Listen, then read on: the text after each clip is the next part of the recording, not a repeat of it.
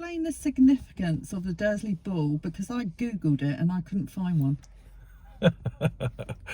Okay, it was one of many nicknames I was given.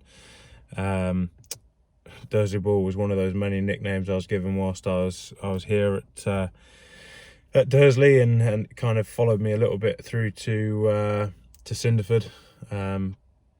Just one of those daft nicknames you get labelled with, I guess. So I'm going to take you to my home village, and we will go. Well, on that way we'll go past my school. I've got a lot of fond memories of going down to Cornwall with my mum and my grandparents. Spent a lot of time doing that. But I always wonder whether I remember stuff or whether it's actually just looking at a photograph and then you make a memory from that photograph. Yeah. My mum's still in the same house that I grew up in. My dad lives in Coley. My nan lives with my dad up in Coley, but I've always been in this area. Yeah, always lived in Gloucestershire. So the Gloucester rugby player that I've probably got the fondest memories of, and being sat down there watching and chanting the name, is Terry Fanaloa.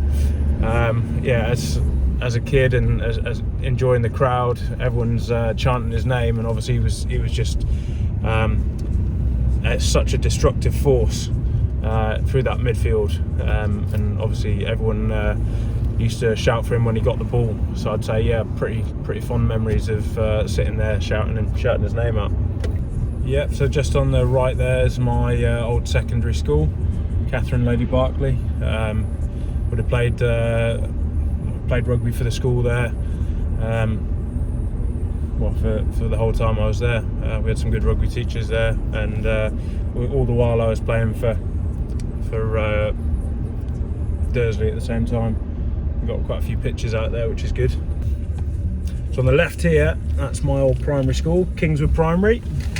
Went there all the way through from reception through to going up to Catherine Lady Barclay, and I used to walk down to school every morning from my house. There's a nice little village school, and it's very tight through here, so my grandfather's got a little plaque in there somewhere. So the house on the right, on the very end, the end of the terrace, that was the house I was first in with my mum, and then we moved off after that one. So I've always been in Kingswood. This is Jingle Bells on my playlist, courtesy of my children. Whenever they come in the car, they want to listen to Christmas music at the moment. I think it's quite a bit of a sing-along at nursery, so as soon as they're in the car, they want to do some more singing with me. But I haven't got the best singing voice, so you won't be hearing anything from me. Ben, why are you called Bobby? It's not Bobby. It's not. Isn't it connected to bobble hats? No, it's Blobby. Seriously? Yeah, it's not Bob, Blob. That's so embarrassing. No, so at Gloucester, well, it's actually followed me from the Scarlets, really.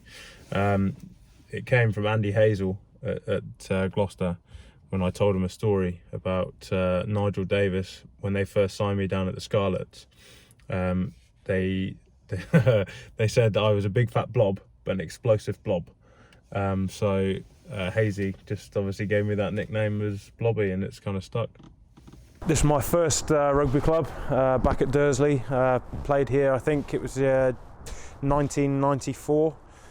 Played here for around about 14 or 15 years before moving on. So I've got very fond memories of playing here, and my brothers have gone on to play here, and very much my friend group still play here. So whenever I can, I come back down and catch up with all the lads.